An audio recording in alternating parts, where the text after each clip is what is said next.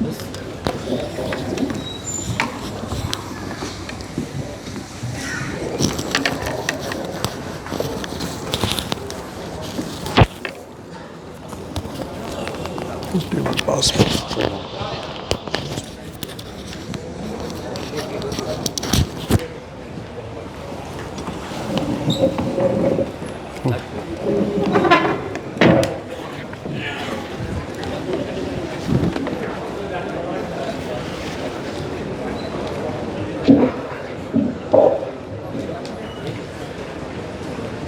भारत माता की जय। भारत माता की जय। भारत माता की जय। जय श्री राम।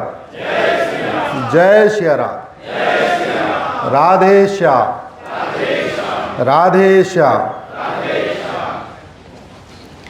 भगवान श्री राम का मंदिर बन गया है। भगवान कृष्ण की जी के मंदिर के लिए हम लोग संघर्ष कर रहे हैं। आप लोग राधे श्याम करते रहिए। बहुत जल्दी भगवान कृष्ण की जन्मभूमि पे एक भव्य मंदिर बनेगा, ये मैं वादा करके जा रहा हूँ। इस पवित्र भूमि को प्रणाम करता हूँ। छत्रपति शिवाजी महाराज, संभाजी महाराज को प्रणाम करता हूँ। संत ज्ञानेश्वर जी को प्रणाम करता हूँ। उन सभी महापुरुषों को प्रणाम करता हूँ जिन्होंने असंख्य यातनाएं झेली, जजिया दिया, टैक्स दिया, परेशान हुए, प्रताड़ित हुए, बेइज्जती सही, छुआछूत सहा, सब कुछ सहा, लेकिन धर्मांतरण नहीं किया। आज आपका जो कुछ नाम है या जो कुछ सरनेम है, इसके लिए संविधान का योगदान नहीं है। यदि आप अग्रवाल हैं, जैन हैं, माहेश्वरी हैं, सिंधे हैं, पवार हैं, मैं उपाध्याय हूं, कोई पांडे है, कोई तिवारी है, वो इस भारत के संविधान के कारण नहीं है। आज हमारी पहचान इसलिए है क्योंकि हमारे पूर्वजों ने बहुत यातनाएं झेली, जजिया दिया, लड़ाई किया, युद्ध किया, लेकिन धर्मांतरण नहीं किया।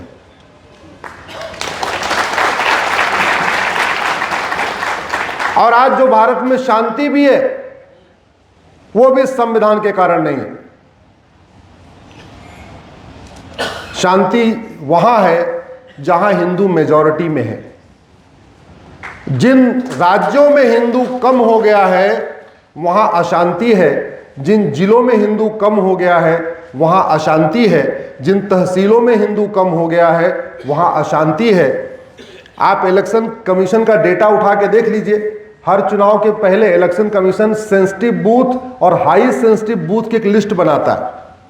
जहां 100% हिंदू होते हैं वो बूथ कभी सेंसिटिव नहीं होता, लेकिन जैसे ही कहीं पे हिंदू 70% हो जाता है वो बूथ सेंसिटिव हो जाता है, और जहां हिंदू 50% हो जाता है वो बूथ हाई सेंसिटिव हो जाता है। तो चुनाव आयोग भी मानता है कि जहां हिंदू ज्यादा है वहां डेमोक्रेसी है, वहां लोकतंत्र है, और जहां जहां हिंदू कम हो रहा है वहां लोकतंत्र कमजोर हो रहा है। 99% 90 किसी गांव में, किसी मोहल्ले में 99 फैमिली हिंदू की हो और एक फैमिली कन्वर्टेड हिंदू की हो, वो आराम से रह लेता है। लेकिन जहां हिंदू 50% हो जाता है वहां उसका रहना मुश्किल हो जाता है, त्योहार मनाना मुश्किल हो जाता है, अपनी संस्कृति का पालन करना मुश्किल हो जाता है। तो भारत में संविधान तब तक है जब तक हिंदू बहुसंख्यक है। जिन 9 राज्यों में हिंदू खत्म हो गए वहां ये संविधान काम नहीं करता। जिन 800 जिलों में से 200 जिलों में हिंदू खत्म हो गए हैं वहां ये संविधान काम नहीं करता। जिन 6000 तहसीलों में से 1500 तहसीलों में हिंदू खत्म हो गए हैं वहां ये संविधान काम नहीं करता। एक मैं और उदाहरण देता हूं। हमारे सुप्रीम कोर्ट के माननीय जज तो रोज कहते रहते हैं भारत में सब लोग समान हैं और सबको फ्रीडम ऑफ रिलीजन है। अब भारत के माननीय सुप्रीम कोर्ट के जजों को सुनते सुनते पाकिस्तान के जज की यही बात कहने की हिम्मत पड़ गई। उसने कोर्ट में कह दिया कि पाकिस्तान के रहने वाले सब एक समान हैं और पाकिस्तान में सबको फ्रीडम ऑफ रिलीजन है। उसके बाद मुल्ला मौलवी सुप्रीम कोर्ट के अंदर घुस गए। सुप्रीम कोर्ट के जज साहब को अपनी कोर्ट से उठ के भागना पड़ा, चैम्बर में गए, सेना बुलानी पड़ी, सेना बुला के तब उनको पिछले दरवाजे से घर उनको ले जाया गया। तो भारत में सुप्रीम कोर्ट का सम्मान तब तक है जब तक हिंदू बहुसंख्यक। यहां equality, justice, liberty, fraternity, unity, national integration का कॉन्सेप्ट तब तक है जब तक हिंदू बहुसंख्यक। यहां सबको सोचने की आजादी, सबको लिखने की आजादी, सबको बोलने की आजादी, सबको अपनी पसंद से वस्त्र की आजादी, अपनी पसंद से रहने की आजादी तब तक है जब तक हिंदू बहुसंख्यक। कोई गलतफहमी पाल के न रखे कि भारत में जो कुछ चल रहा है वो केवल और केवल संविधान के कारण चल रहा है। संविधान हमारे लिए गाइडिंग फैक्टर है, लेकिन सच्चाई यह है कि संविधान को मानता कौन है? संविधान को मानते केवल हिंदू हैं। नहीं तो मंत्रियों के बयान आते हैं, हमारे लिए संविधान बाद में है, हमारे लिए पहले हमारा मजहब है। कभी किसी हिंदू ने नहीं कहा कि मेरे लिए वेद पुराण पहले है, संविधान बाद में। सुना आपने किसी को? नहीं। लेकिन आपने ये सुना होगा, हमारे लिए कुरान पहले है, हमारे लिए संविधान बाद में। ये अंतर है। दुर्भाग्यवश इस देश में बहुत सारी गड़बड़ियां हुई। हालांकि एक एक गड़बड़ी अब धीरे धीरे सामने आ रही है। मैं सुबह ब्रेकफास्ट कर रहा था तो राजगोपाल जी को मैंने बताया कि सुप्रीम कोर्ट केवल आज ही गड़बड़ नहीं कर रहा है। आज केवल इतना हो रहा है कि सुप्रीम कोर्ट कुछ गलत करता है तो फटाफट social media, print media, electronic media में उसकी समीक्षा शुरू हो जाती है। सुप्रीम कोर्ट 1950 से गलतियां कर रहा है। और गलती क्यों कर रहा है? भारत में सुप्रीम कोर्ट के बनने के पहले भारत में एक प्रिवी काउंसिल हुआ करती थी। जो लोग लॉ के स्टूडेंट हैं, जो एडवोकेट हैं, उनको पता है सुप्रीम कोर्ट के पहले क्या होता था। यहां पे भाई ऐसे बात नहीं बनेगी, आपको जोर से बोलना पड़ेगा, आपकी आवाज यहां तक आनी चाहिए। सुप्रीम कोर्ट के पहले क्या होता था? Privy council. तो प्रिवी काउंसिल में जज भी अंग्रेज होते थे और प्रिवी काउंसिल में वकील भी ज्यादातर अंग्रेज होते थे। अब भारत में हम तो धर्म जानते हैं, बाहर धर्म का कॉन्सेप्ट ही नहीं है। तो उन्होंने धर्म को रिलीजन समझ लिया, जबकि धर्म और रिलीजन में जमीन आसमान का अंतर। धर्म जोड़ता है, रिलीजन तोड़ता है। पूरी दुनिया में झगड़ा धर्म का नहीं चल रहा है, पूरी दुनिया में झगड़ा किसका चल रहा है? रिलीजन का, मजहब का। लेकिन प्रिवी काउंसिल वालों ने धर्म को रिलीजन समझा। उसके बाद 1950 में जब सुप्रीम कोर्ट बनी तो सुप्रीम कोर्ट के जज कौन बने? सुप्रीम कोर्ट के जज वो बने जिसके पिताजी अंग्रेजों के जमाने में बैरिस्टर थे, जो कॉन्वेंट में पढ़े थे या ऑक्सफोर्ड में जाके पढ़े थे। तो उनकी सोच भी वही रही जो प्रिवी काउंसिल के क्रिश्चियन जजों की थी। तो उन्होंने प्रिवी काउंसिल के जजमेंट को कॉपी पेस्ट मानना शुरू कर दिया। प्रिवी काउंसिल का जजमेंट पूरा अपने आप में ब्रह्म वाक्य हो गया। अब प्रिवी काउंसिल को फिर बाद वाले जजों ने उसको कोट किया, बाद वालों के बाद वालों ने कोट किया, बाद वालों को बाद वालों ने कोट किया। तो इस संविधान की जो संविधान को पढ़ा गया वो भारत के चश्मे से नहीं पढ़ा गया, संविधान को पढ़ा गया विदेशी चश्मे से, इसलिए सारा सत्यानाश हो गया।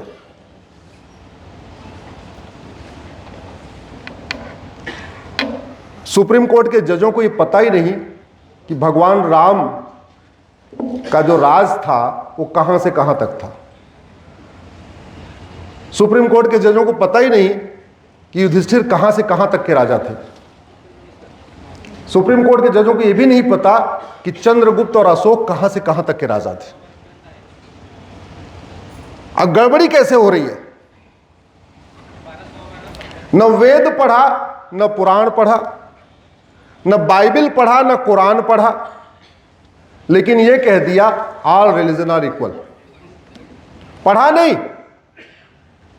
पढ़े होते तो अंतर समझ में आता कि वेद पुराण क्या कहता है और बाइबल कुरान क्या कहता है। अगर पढ़ा होता तो अंतर समझ में आता कि धर्म क्या होता है, रिलीजन क्या होता है। मेरी एक PIL धर्म और रिलीजन के ऊपर भी चल रही है, जिसमें मैंने नटसेल में बताऊं कि धर्म जोड़ता है, रिलीजन तोड़ता है। अब आम का पेड़ भी पेड़ है और बबूल का पेड़ भी पेड़ है। आम देता है फल और बबुल देता है। लेकिन सुप्रीम कोर्ट के जज ये कह रहे हैं चूंकि दोनों पेड़ है तो आर्टिकल 14 के अनुसार equality before law equal protection of law, तो जितना खाद पानी आम को मिलना चाहिए उतना ही खाद पानी बबुल को भी मिलना चाहिए। अब ये बताओ माली का काम क्या है, आम और बबुल को दोनों बराबर कंसीडर करना, या आम को खाद पानी देना और बबुल को देखते ही उखाड़ के फेंक देना? क्या करना, जरूर से बोलिए जरा। लेकिन माली ये कह रहा है कि नहीं, आम भी पेड़ है बबुल भी पेड़ है, हम दोनों को बराबर ही मानेंगे, दोनों को बराबर खाद देंगे, दोनों को बराबर पानी देंगे, दोनों की बराबर सिंचाई करेंगे, दोनों की बराबर रक्षा करेंगे। गड़बड़ी यही हो रही है।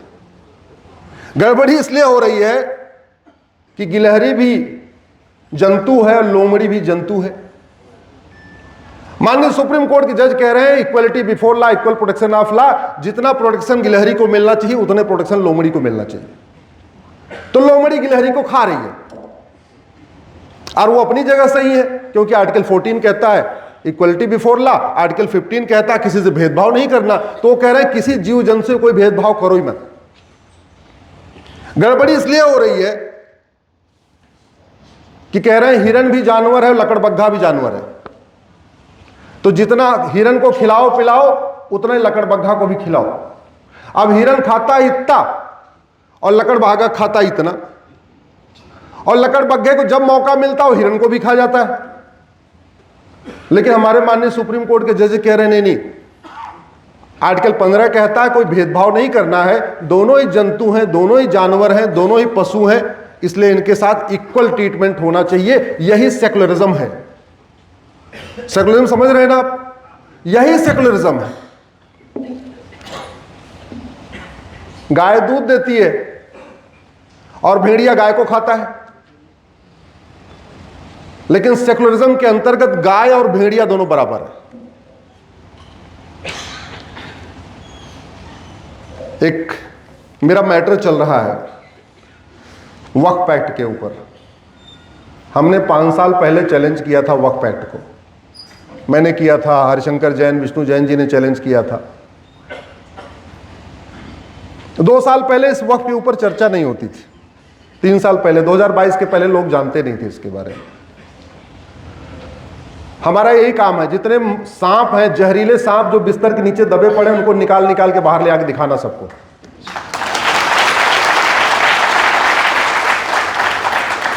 और वक्फ एक्ट जैसे भी 50 सांप हैं, एक साथ दिखा दूंगा तो आप लोग घबरा जाएंगे, इसलिए मैं एक एक करके दिखाऊंगा। एक एक करके कोर्ट में मामले चल रहे हैं, लेकिन मैं एक के बाद प्रायोरिटी के हिसाब से उसको सामने ला रहा हूं।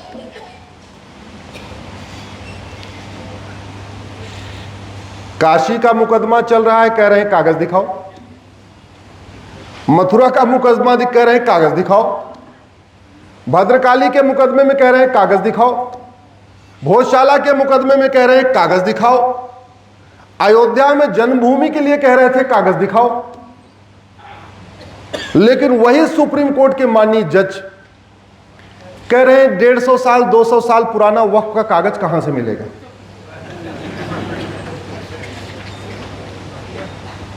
बिरला जी ने धर्मशाला बनवाया 150 साल पहले, उसका कागज उनके पास है।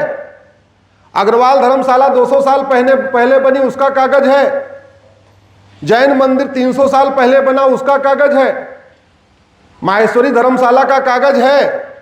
लेकिन कह रहे हैं वक्फ वाले बेचारे कागज नहीं दिखा पाएंगे, इनका कागज मत मांगो।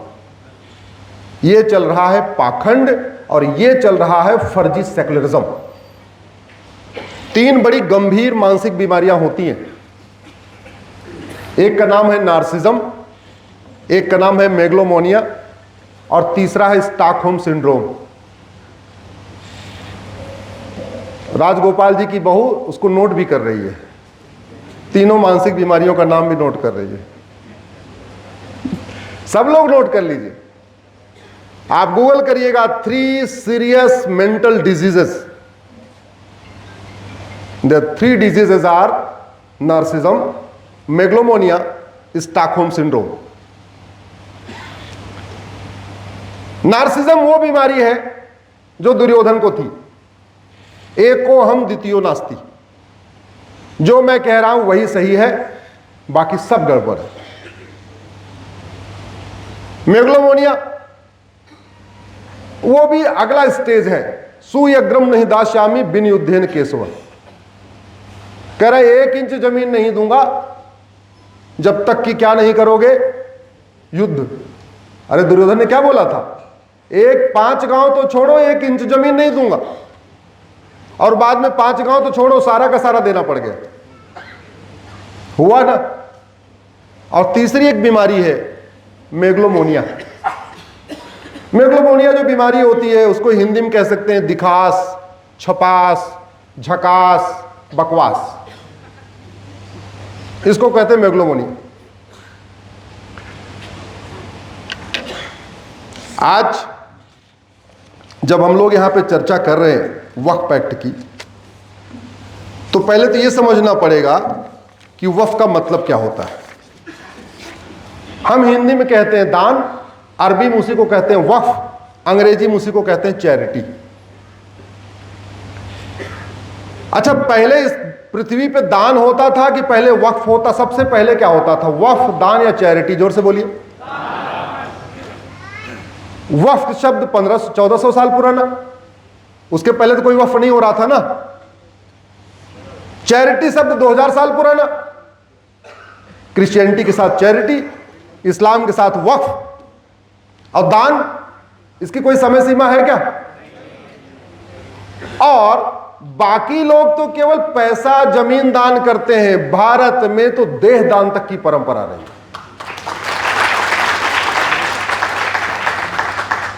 दधीच जी ने किया ना। आज भारत में बहुत सारी संस्थाएं चलती हैं, दधीच देहदान। आलोक कुमार जी एक संस्था चलाते हैं दधीच देहदान के नाम से। तो हमारे देश में तो केवल पैसा दान नहीं होता था, धन दान नहीं होता था, जमीन दान नहीं होता था, हमारे देश में तो देहदान भी होता है। अब ये दान, चैरिटी और वक्फ तीनों एक ही शब्द है, लगभग भाषा अलग अलग है। ये दान किसका करते हैं, अपनी जमीन का या दूसरों की जमीन का? जोर से बोलिए जरा। दान अपनी जमीन करनी चाहिए, दूसरों की अपनी। पैसा दान करना है तो अपनी जेब से निकाल के करेंगे या दूसरे की पॉकेट मार के? जोर से बोलिए जरा। अगर अंग दान करना है तो अपना अंग करेंगे या दूसरों को गोली मार के उसका अंग दान करेंगे? अपना करेंगे। दान तो अपना ही होता है। दान वो चीज की जाती है जो आपकी जायज तरीके से हो, नाजायज तरीके से ना हो। आपकी जमीन हो, आपकी पुश्तैनी जमीन हो, आपने कमाया हो, आपने खरीदा हो, वही जमीन दान होती है। अब इस दान वाली परिभाषा के हिसाब से या वक्फ वाली परिभाषा, दान की जो परिभाषा वही वक्फ की परिभाषा हो गई, क्योंकि शब्द तो दोनों एक ही है, भाषा अलग है। इस परिभाषा के हिसाब से बाबर, हुमायूं, तुगलक, गजनी, गोरी, खिलजी, औरंगजेब को तो वक्फ का अधिकारी नहीं था। क्यों? क्योंकि न यहां उनकी 1 इंच पुश्तैनी जमीन, ना उन्होंने यहां मेहनत मजदूरी करके कोई जमीन कमाई, ना कोई जमीन खरीदी।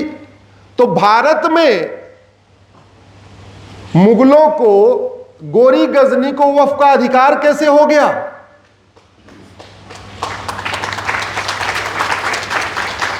और जब वहसी दरिंदे मुगलों को वक्फ का अधिकार नहीं, तो उनके निजामों को वक्फ का अधिकार कैसे हो गया? उनके रजाकारों को वक्फ का अधिकार कैसे हो गया? उनके नवाबों को वक्फ का अधिकार कैसे हो गया? उनके जमींदारों को वक्फ का अधिकार कैसे हो गया? उनके तिमारदारों को वक्फ का अधिकार कैसे हो गया?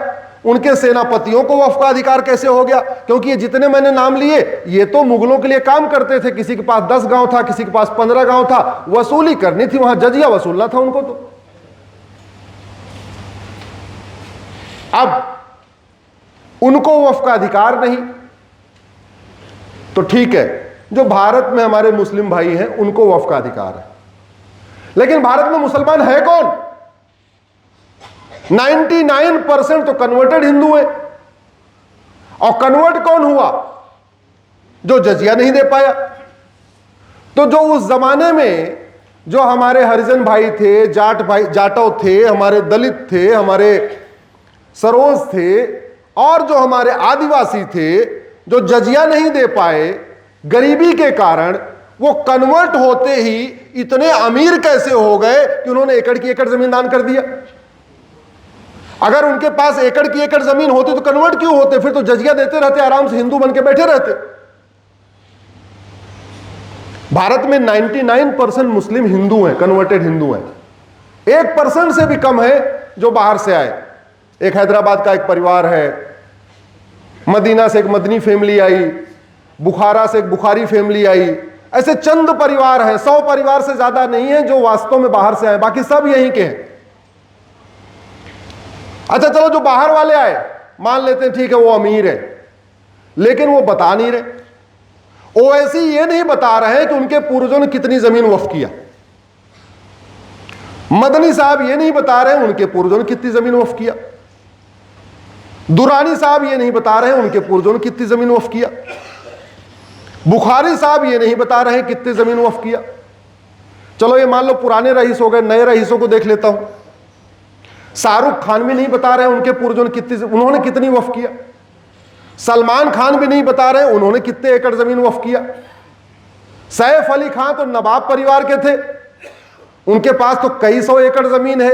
सैफ अली खान भी नहीं बता रहे कि हां उनके दादा परदादा ने कितनी जमीन वक्फ किया। जो सक्षम है, जो वक्फ कर सकते हैं, वो बता नहीं रहे हैं कि उनके घर में उनके दादा उनके परदादा कितनी एकड़ जमीन वक्फ करके गए। अब ये कह रहे हैं कि भैया नहीं नहीं सारी जमीन वक्फ की है। ऐसे मनमानी चलेगी क्या? जोर से बोलिए जरा। जितने दिन चलनी थी चल गई, आप बिल्कुल नहीं चलने देंगे। अब चलनी चाहिए क्या? अब बिल्कुल नहीं चल पाएगी। और ये कान खोल के सारे नेता भी सुन ले, अभिनेता भी सुन ले, लेखक भी सुन ले, बुद्धिजीवी भी सुन ले, पत्रकार भी सुन ले, कलमकार भी सुन ले, यूट्यूबर भी सुन ले, और सुप्रीम कोर्ट हाई कोर्ट के जज भी सुन ले। जितनी चलनी थी चल गई, अब नहीं चलेगी। या तो ये बोलो कि भारत सेकुलर देश नहीं है, भारत मजहब के आधार पर चलेगा, अपने अपने मजहब के आधार पर चलेगा, फिर संविधान नहीं यहां बहुविधान चलेगा।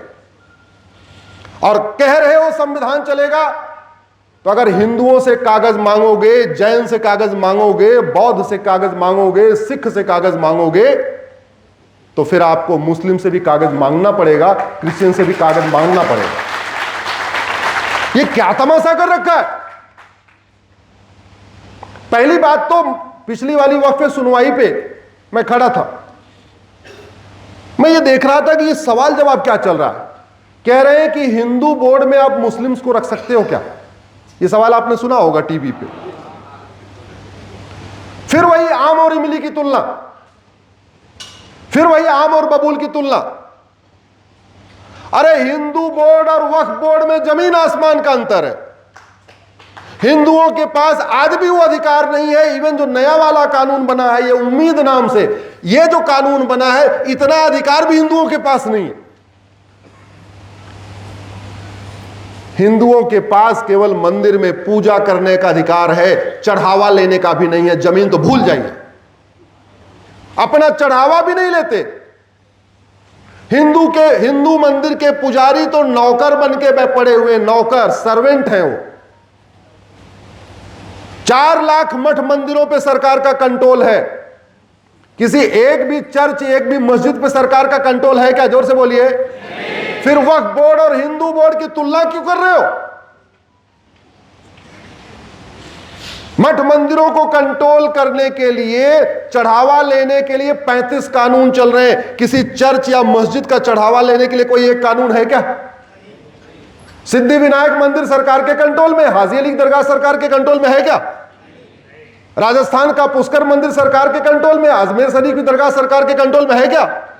तो फिर हिंदू बोर्ड और ये वक्फ बोर्ड की तुलना क्यों कर रहे हैं भाई? समझ तो लो कि दोनों बोर्डों में अंतर क्या है। हिंदू बोर्ड जो चलते हैं उसमें हिंदू रहते हैं, केवल वो कितनी बार पूजा हो जाए, सफाई कैसे हो जाए, वहां लोग दर्शन कैसे कर ले, इतने काम करते हैं। ना उनको कोई जमीन का अधिकार है, और जमीन तो छोड़ो, भक्तों के चढ़ावा लेने का भी अधिकार नहीं। और दूसरी तरफ वक्फ बोर्ड केवल अपनी मस्जिद नहीं चलाता, वो जमीन भी देखता है, जमीन का भी अधिकार है, जमीन एक्वायर करने का अधिकार है, नोटिस भेजने का अधिकार है। और नया कानून बनने के बाद भी अभी वक्फ ट्रिब्यूनल नहीं खत्म हुआ है। लोग कंफ्यूज हो जाते हैं वक्फ बोर्ड और वक्फ ट्रिब्यूनल में। हिंदुओं के पास बोर्ड तो फिर भी है, हिंदुओं के पास ट्रिब्यूनल नहीं है। अब बोर्ड और ट्रिब्यूनल की बात बताता हूं। आपकी बैंक में एक बोर्ड ऑफ डायरेक्टर है ना, ऐसा ही है। अब बोर्ड, आपकी बैंक में कोई विवाद हो जाए तो आपकी बैंक का कोई ट्रिब्यूनल है क्या? आपकी बैंक का मुकदमा कहां चलेगा?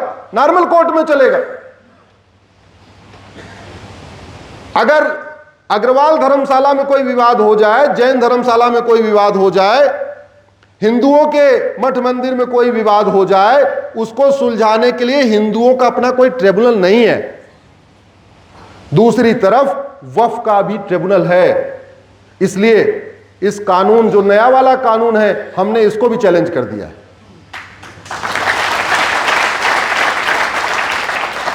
एक देश एक विधान चलेगा। अब हिंदू भारत में थर्ड क्लास बन के नहीं रहेगा। दुनिया का इकलौता देश भारत है जहां मेजॉरिटी कम्युनिटी इक्वल राइट मांग रही है। बाकी देशों में जो माइनॉरिटी कम्युनिटी है वो इक्वल राइट मांगती है। पाकिस्तान में हिंदू कम है, वो कह रहे हैं हमको वो अधिकार दे दो जो मुस्लिम को मिला हुआ है। बांग्लादेश में हिंदू कम है, वो कह रहे हैं हमको वो अधिकार दे दो जो मुस्लिम को मिला हुआ है। Iran, Iraq, Syria, Arab, Dubai, Kuwait, Abu Dhabi, Bahrain, जहां भी हिंदू कम है, जहां जो भी माइनॉरिटी है, वो कह रहा है हमको वो अधिकार दे दो जो आपने मेजॉरिटी को दिया हुआ है। और भारत में उल्टी गंगा बह रही है। भारत में 80% हिंदुस्तान के हिंदू कह रहे हैं हमको वो अधिकार दे दो जो आपने मुस्लिम को दिया हुआ है, जो आपने क्रिश्चियन को दिया हुआ है। ये अपने आप में बड़ी शर्मनाक है। और इसके बावजूद हिंदू को ऐसे दिखाया जा रहा है जैसे ये शोषण कर रहे हैं।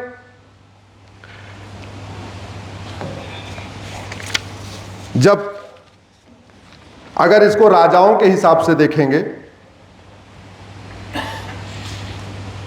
अगर ये फार्मूला चलेगा कि यहां बाबर का घोड़ा घास खाता था, ये वक्फ प्रॉपर्टी है,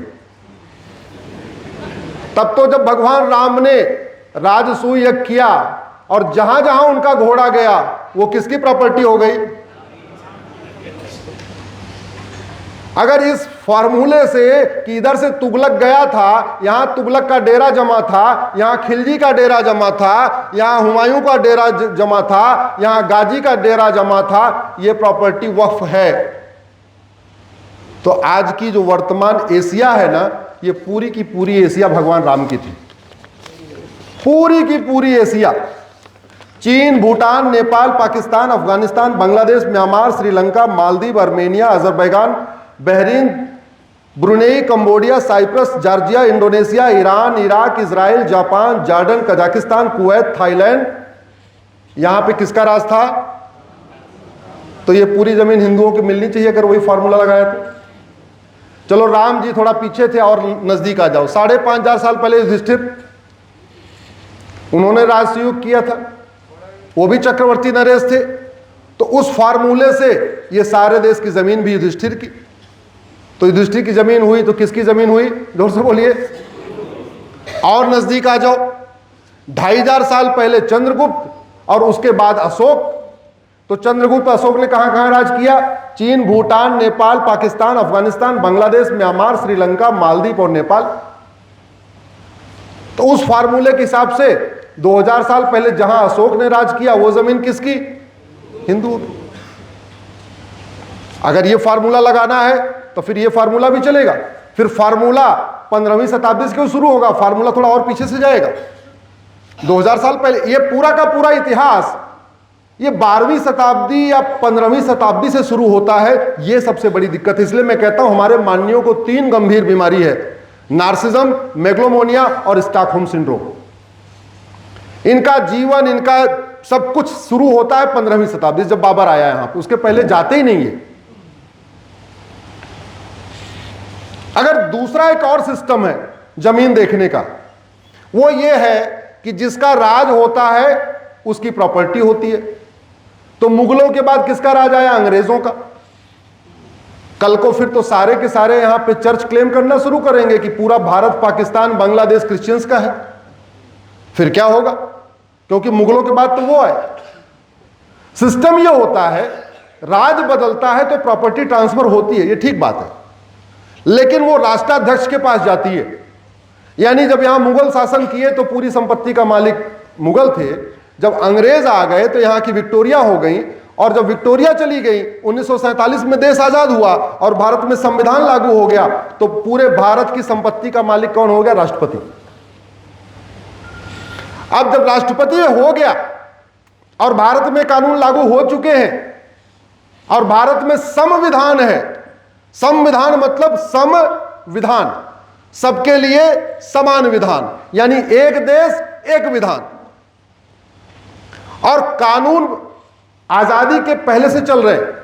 उदाहरण के लिए सिविल प्रोसीजर कोड 1858 से चल रहा है, सोसाइटी रजिस्ट्रेशन एक्ट 1860 से चल रहा है, ट्रस्ट एक्ट 1920 से चल रहा है। तो जब ये सिविल प्रोसीजर कोड 1858 में लागू हो गया, इंडियन पिनल कोड 1860 में लागू हो गया, पुलिस एक्ट 1861 में लागू हो गया, एविडेंस एक्ट 1872 में लागू हो गया, लैंड एक्विजिशन एक्ट 1894 में लागू हो गया, उसके बाद से हिंदू, जैन, बौद्ध, सिख कुछ भी जमीन दान कर रहे थे तो बाकायदा कानून के अंतर्गत कर रहे थे, या तो सोसाइटी रजिस्ट्रेशन एक्ट के अंतर्गत कर रहे थे, या तो ट्रस्ट एक्ट के अंतर्गत कर रहे थे। चाहे वो बिरला जी हो, चाहे वो गोयनका जी हो, चाहे जितने भी थे। भाई भारत में सब जरा जो जमीन दान करते हैं या वैसे दान करते हैं वो अग्रवाल, माहेश्वरी, जैन, मारवाड़ी समाज के लोग करते हैं, इसमें ये क्लियर है। सब ज्यादा मंदिर वही बनाते हैं, सब ज्यादा मठ वो बनाते हैं, सबसे ज्यादा पैसे का दान करते हैं, सब ज्यादा जमीन का दान करते हैं, सब ज्यादा धर्मशाला बनवाते हैं। तो ये हिंदू सारे के सारे कुछ भी काम कर रहे थे तो बाकायदा कानून का पालन कर रहे थे। ये समझ में नहीं आ रहा है, ये बाकी जो कन्वर्टेड हिंदू हैं ये कानून का पालन क्यों नहीं कर रहे थे? या तो इनको पता था कि जब देश आजाद हो जाएगा सुप्रीम कोर्ट के जज आएंगे और हमसे वो कागज नहीं मांगेंगे, इसलिए उन्होंने रजिस्ट्रेशन नहीं कराया।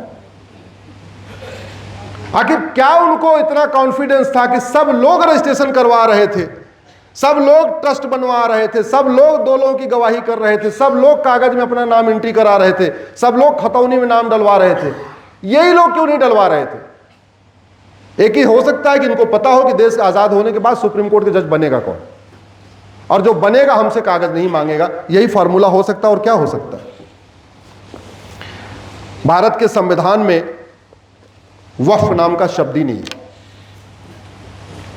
भारत के संविधान में, वैसे आप रिलीजन के हिसाब से देखिए, भारत के संविधान में ना ईसाई लिखा है, ना मुस्लिम लिखा है, कुछ नहीं लिखा है। भारत संविधान केवल हिंदू लिखा हुआ है, केवल और केवल हिंदू लिखा हुआ है। आर्टिकल 25 में हिंदू शब्द आया, बाकी वो दूसरा कोई शब्द ही नहीं आया। ये अलग बात है, हम इसकी व्याख्या बहुत गलत तरीके से करते हैं। भारत के संविधान में जो शब्द आया, दान आया, चैरिटी आया, और संविधान कहता है जो कानून बनेगा सबके लिए एक समान बनेगा, यानी one nation one charity code होना चाहिए। हिंदी में कहेंगे समान दान संहिता, समान धर्मस्थल संहिता, समान संपत्ति संहिता। अलग अलग तो नहीं होना चाहिए ना, लेकिन अलग अलग चल रहा है। भारत का संविधान कहता है जमीन का विवाद जो है वो डिस्ट्रिक्ट कोर्ट्स में होगा, रेवेन्यू कोर्ट में होगा, तहसीलदार के यहां होगा, एसडीएम के यहां होगा, एडीएम के यहां होगा, और सबके जमीन का विवाद वहीं हो रहा है, सिवाय एक कम्युनिटी के, सिवाय एक विशेष समुदाय के। बाकी सबके जमीनों का विवाद कहां चल रहा है? डिस्ट्रिक्ट कोर्ट में चल रहा है।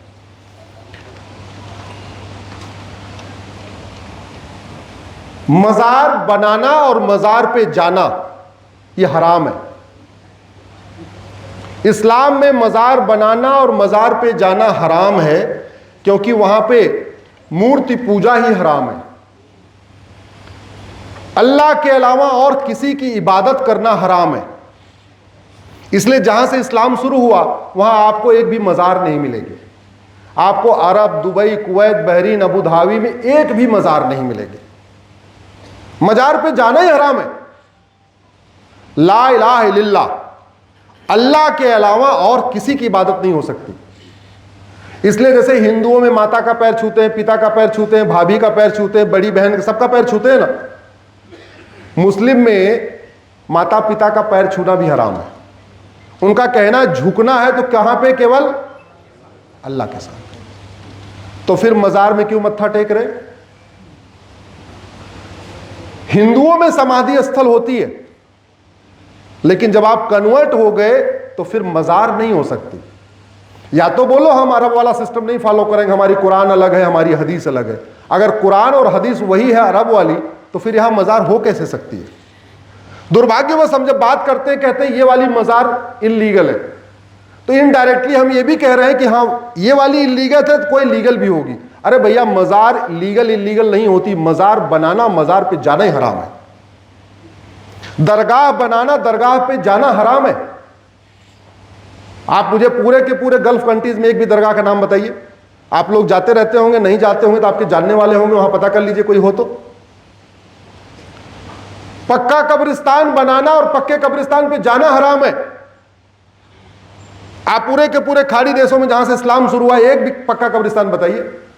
आप लोग पता कर लीजिए, अगर नहीं पता किए तो इसको आप अपने दुबई के, कुवैत के, बहरीन के, अबू धाबी के दोस्तों से, यारों से पूछिए कि क्या वहां एक भी मजार है, वहां एक भी दरगाह है, वहां एक भी पक्का कब्रिस्तान है क्या? अभी G20 का सम्मेलन हो रहा था दिल्ली में। सारे राष्ट्राध्यक्ष महात्मा गांधी जी के समाधि स्थल राजघाट पे गए। दिल्ली में एक जगह है राजघाट, उसको बोलते हैं। सब लोग गए थे, लेकिन अरब के सुल्तान MBS, जो बड़े मॉडरेट भी हैं, वो नहीं गए। 20 राष्ट्राध्यक्षों में से 19 गए, वो नहीं गए। क्यों? क्योंकि ये ला इलाहा इल्लल्लाह का वायलेशन हो जाएगा। और हमारे यहां हर 1 किलोमीटर पे मजार, हर 1 किलोमीटर पे दरगाह। अरे भाई, मजार दरगाह में पूजा करना, फिर घर वापसी करने में क्या दिक्कत है?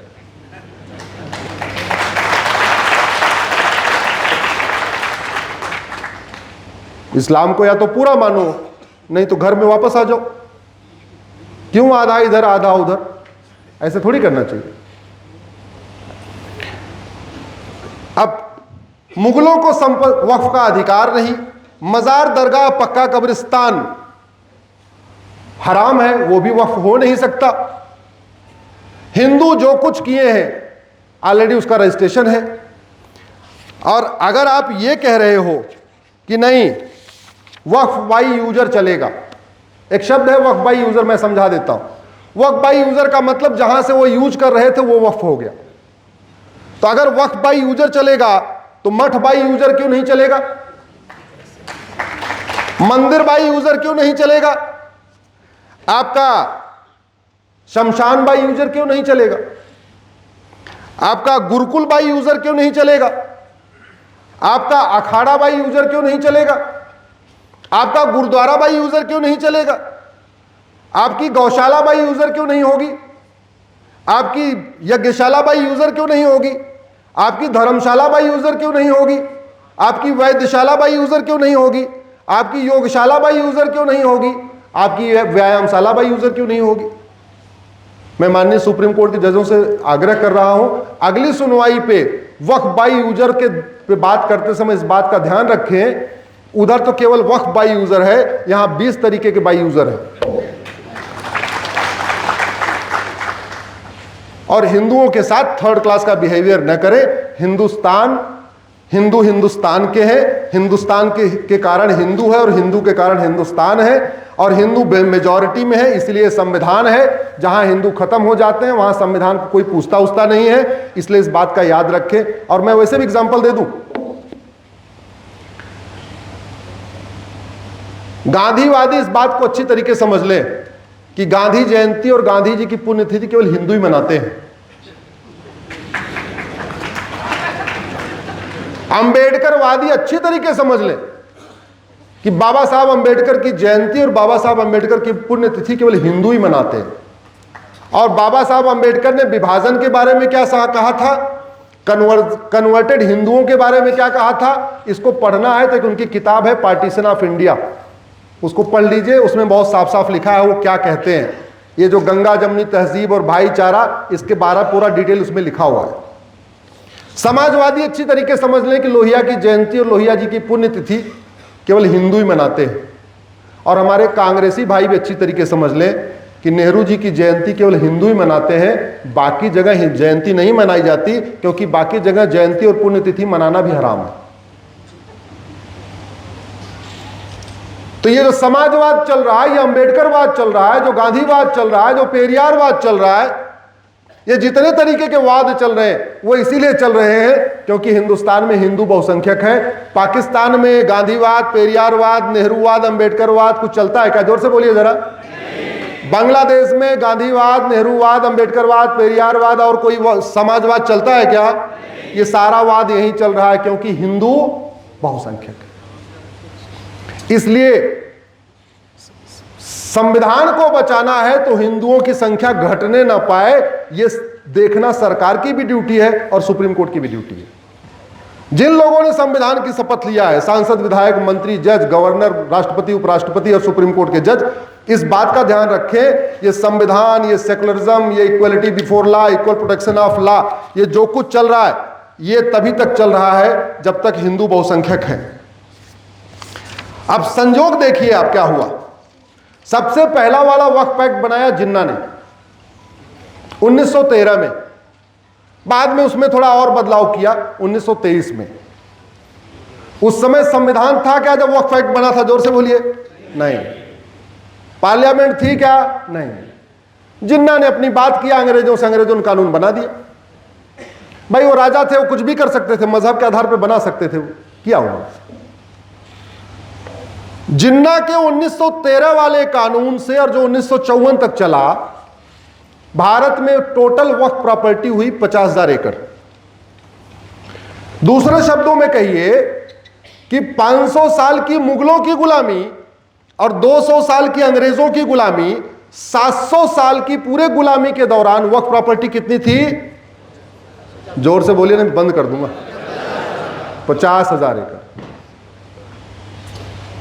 और संविधान लागू होने के बाद जब नेहरू जी ने 1954 में कानून बनाया, इंदिरा गांधी ने उसको मजबूत किया, राजीव गांधी ने मजबूत किया, नरसिम्हा राव ने और मजबूत किया, मनमोहन सिंह ने और मजबूत किया, तो वक्फ प्रॉपर्टी हो गई 40 लाख एकड़।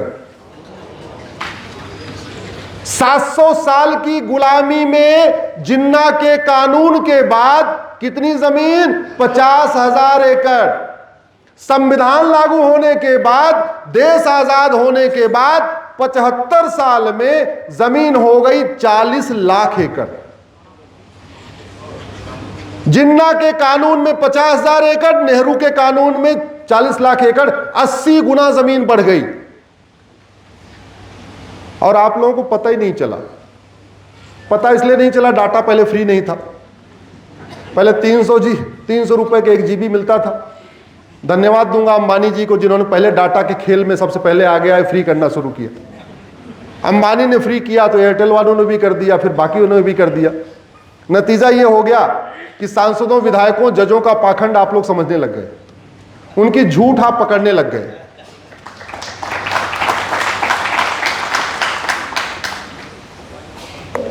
अगर आप इसको देशों के हिसाब से देखिए, मालदीव का क्षेत्रफल 75,000 एकड़ है और भारत में वक्फ बोर्ड ने कितनी जमीन पे दावा ठोक रखा है? लगभग 50 मालदीव बन जाएगा भारत में वक्फ बोर्ड की जमीन पे। सिंगापुर का क्षेत्रफल 1,80,000 एकड़, वक्फ बोर्ड ने कितना दावा ठोका? जोर से बोलिए, याद रहे, परमानेंट मेमोरी, 40 लाख एकड़। यानी 22 सिंगापुर बन जाएगा वक्फ बोर्ड की जमीन पे। बहरीन 1,90,000 एकड़, तो लगभग 21-22 बहरीन बन जाएगा वक्फ बोर्ड की जमीन पे। हांगकांग 2,00,000-2.5 लाख एकड़, यानी 15-16 हांगकांग बन जाएगा वक्फ बोर्ड की जमीन पे। डेनमार्क 3.5 लाख एकड़, तो लगभग 12-13 डेनमार्क बन जाएगा। फिनलैंड 4 लाख एकड़, यानी 10 फिनलैंड बन जाएगा वक्फ बोर्ड की जमीन पे। मॉरिशस 5 लाख एकड़, यानी 8 मॉरिशस बन जाएगा वक्फ बोर्ड की जमीन पे। लग्जमबर्ग 6 लाख एकड़, साइप्रस 8 लाख एकड़, जॉर्जिया 9 लाख एकड़, और वक्फ बोर्ड के पास इतना बड़ा अत्याचार हमारे साथ हो रहा है। लेकिन जब उस दिन मैटर लगा तो आया कौन इस नए वाले कानून को चैलेंज करने? हाँ, अब इसमें दो बातें हैं। सिब्बल साहब इसको लीड कर रहे थे। सिब्बल साहब के बारे में बता दूं, उनके पिताजी अपना मकान, दुकान, खेत खलिहान, उद्योग, व्यापार सब कुछ पाकिस्तान में छोड़ के भाग के आए थे। लेकिन बाप बड़ा ना भैया, सबसे बड़ा रुपया। हमारे लिए तो अपीयर करेंगे नहीं, क्योंकि हमारे पास तो पैसा ही नहीं। हम तो आप लोगों के दिए हुए दान से कैसे करके अपना घर चला लेते हैं। हमारे पास इतना पैसा कहाँ कि मैं सिब्बल साहब को अपने लिए खड़ा कर सकूं। हाँ, उनके पास पैसा है, विदेशों से फंडिंग आ रही है, खाड़ी देशों से आ रही है, भारत के अंदर ड्रग का पैसा है उनके पास, वक्फ बोर्ड की जमीनों का पैसा है, किराया आ रहा है, उससे वो खड़ा कर रहे। दूसरे वकील कौन? सिंघवी जी। 2000 साल पहले दुनिया का सबसे भव्य भगवान पार्श्वनाथ का मंदिर मुल्तान में बना था। मुल्तान में सारे के सारे जैन रहते थे। 1947 में वहां के सारे जैनियों को अपना मकान, दुकान, खेत खलिहान, उद्योग, व्यापार छोड़ के भागना पड़ा। आज उस मुल्तान के पार्श्वनाथ मंदिर में नौकार मंत्र नहीं होता, अब वहां नमाज पढ़ी जाती है, वहां मदरसा चलता है। मैं सिंघवी साहब को अब क्या कहूं, 50 करोड़ के आसपास साल में टैक्स देते हैं वकालत के। अगर एक केस छोड़ देते तो उनका कोई नुकसान नहीं हो जाता, उनका हीमोग्लोबिन डाउन नहीं हो जाता, या वो गरीब नहीं हो जाते, लेकिन उन्होंने केस लिया। बाप बड़ा ना भैया, सबसे बड़ा। ऐसे मेरी अनेक PIL है। और जब मैं अपने आप को वहां घिरा हुआ देखता हूं, हम 3-4 लोग खड़े हो जाते हैं, उधर से 50-50 लोग। एक मेरी प्लेस ऑफ वर्शिप पेट की PIL, उसमें तो 150 लोग खड़े हो जाते हैं। तो मैं सोचता हूं कि हम गुलाम क्यों हुए थे। जब जब मुझे सुप्रीम कोर्ट में हर हफ्ते इस बात का एहसास होता है कि हम गुलाम क्यों हुए थे। बाबर की संख्या बढ़ रही है, हुमायूं की संख्या बढ़ रही है, गजनी की संख्या बढ़ रही है, गोरी की संख्या बढ़ रही है, औरंगजेब की संख्या बढ़ रही है, खिलजी की संख्या बढ़ रही है, लेकिन साथ साथ जयचंदों की भी संख्या बढ़ रही है। ये लड़ाई हारने का कारण यही पहले भी रहा होगा, क्योंकि ये लड़ाई हारने, हालांकि अब हारेंगे नहीं, अब तो जीते जी तो नहीं हारेंगे, लेकिन मुझे एहसास होता है कि पहले क्या हुआ होगा, हमारे ऊपर कब्जा क्यों हुआ होगा, चंद विदेशी आके हमारे ऊपर कैसे उन्होंने कब्जा कर लिया होगा।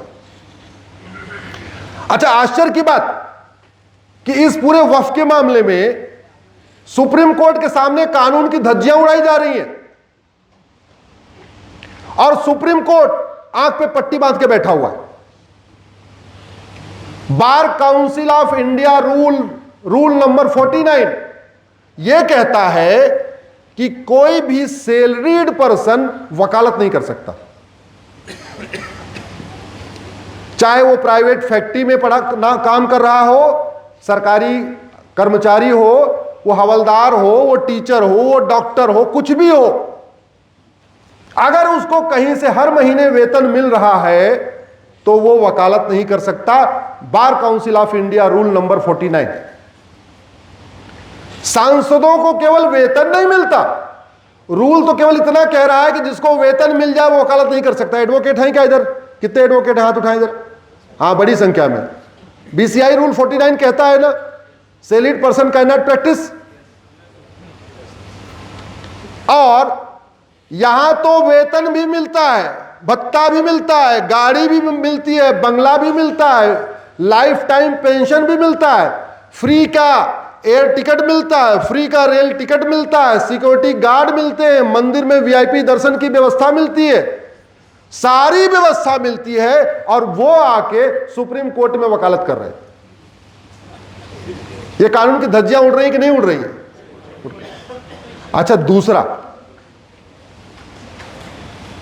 कानून बना संसद में, कानून बना संविधान को फॉलो करते हुए, JPC बनी, चर्चा हुई, दोनों पक्षों को सुना गया, सुनने के बाद वोटिंग हुई, वोटिंग के बाद कानून बना।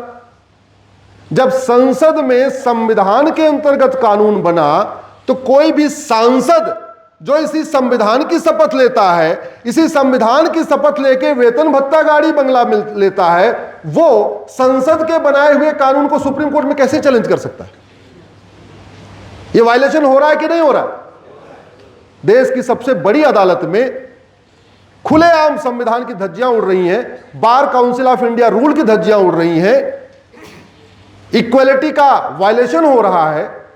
एक टीचर नौकरी में रहते हुए सरकारी टीचर ट्यूशन नहीं पढ़ा सकता, सरकारी डॉक्टर क्लिनिक नहीं खोल सकता, सरकारी इंजीनियर अपनी फैक्ट्री नहीं खोल सकता, लॉ का प्रोफेसर जिसको कानून पता है वो भी वकालत नहीं कर सकता।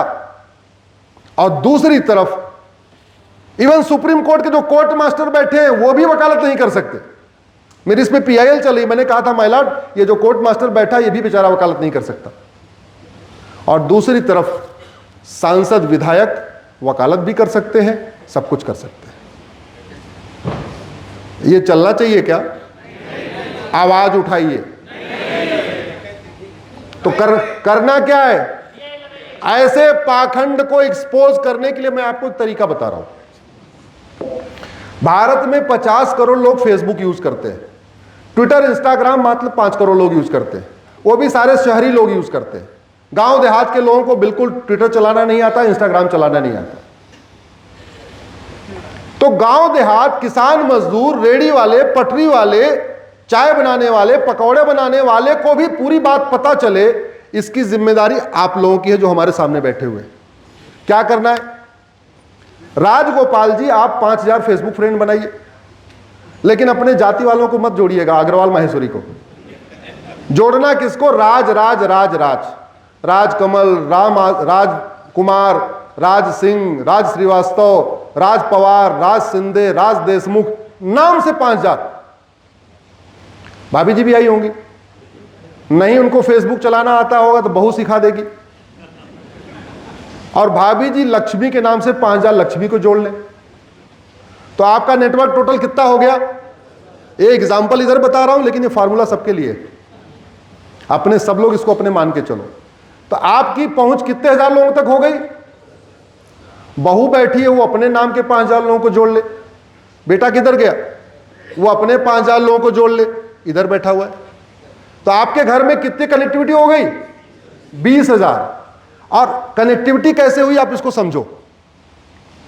राज और लक्ष्मी हिंदू भी हैं, राज और लक्ष्मी जैन बौद्ध भी हैं, राज और लक्ष्मी जैन भी हैं, और राज और लक्ष्मी सिख भी हैं। राज और लक्ष्मी ब्राह्मण भी हैं, राज और लक्ष्मी क्षत्रिय भी हैं, राज और लक्ष्मी वैश्य भी हैं, और राज और लक्ष्मी दलित भी हैं। राज और लक्ष्मी केरलाइट भी हैं, राज और लक्ष्मी तमिलियन भी हैं, राज और लक्ष्मी बंगाली भी हैं, राज और लक्ष्मी गुजराती भी हैं, राज और लक्ष्मी कश्मीरी भी हैं। तो आप यही सोलापुर में बैठे बैठे आपने 20,000 लोगों को यहीं बैठी बैठी बात पहुंचा दिया। वो अभी अनभिज्ञ हैं, उनको जगाने के लिए दूसरा तरीका नहीं हो सकता। आप फेसबुक का उपयोग ऐसे करिए। हम लोग क्या करते हैं? फेसबुक का उपयोग केवल शादी विवाह की फोटो शेयर करने, बर्थडे की फोटो शेयर करने, डीपी लगाने, ये करने, मंदिर जाने, अपनी दिखाने में करते। करिए, मैं उसको मना नहीं कर रहा हूं। मैं ये भी नहीं कह रहा हूं कि नया फेसबुक अकाउंट बना लो। आपके जो 1000 1500 आपके जाति वाले हैं, सिंधे के सिंधे, पवार के पवार, देशमुख के देशमुख, उनको रहने दो। लेकिन अब जो बनाओ नाम के हिसाब से बनाओ, तो सभी भाषाओं के लोग आपके दोस्त हो जाएंगे, सभी क्षेत्र के लोग आपके दोस्त हो जाएंगे, सभी पंथ के लोग आपके दोस्त हो जाएंगे, अगड़े पिछड़े दोस्त हो जाएंगे, मजदूर और मालिक दोस्त हो जाएंगे। ये मालिकों की ड्यूटी है कि उनकी फैक्ट्री में काम करने वाले मजदूर कन्वर्ट न होने पाए।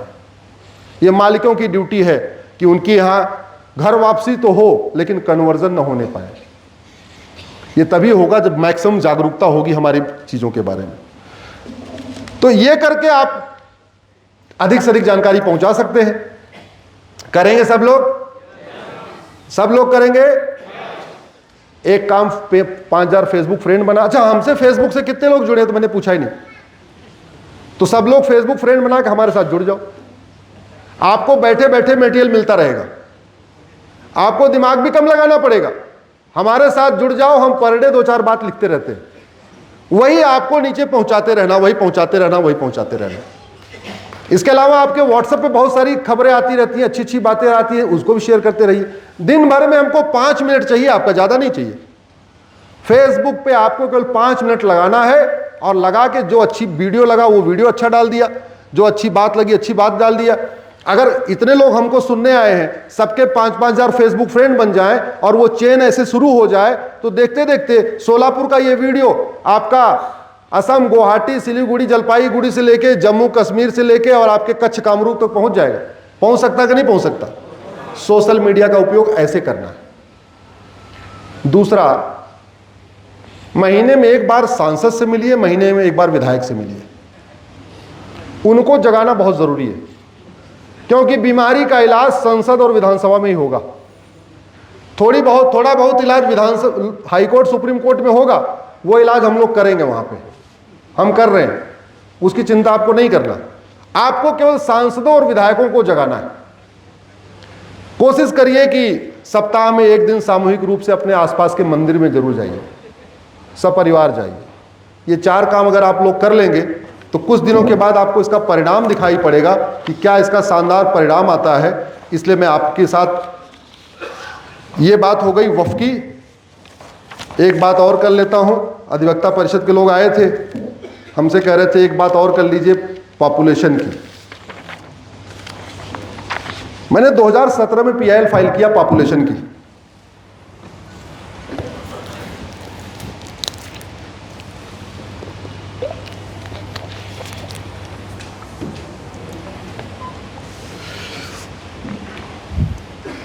पॉपुलेशन कंट्रोल क्यों जरूरी है, इसको समझिए।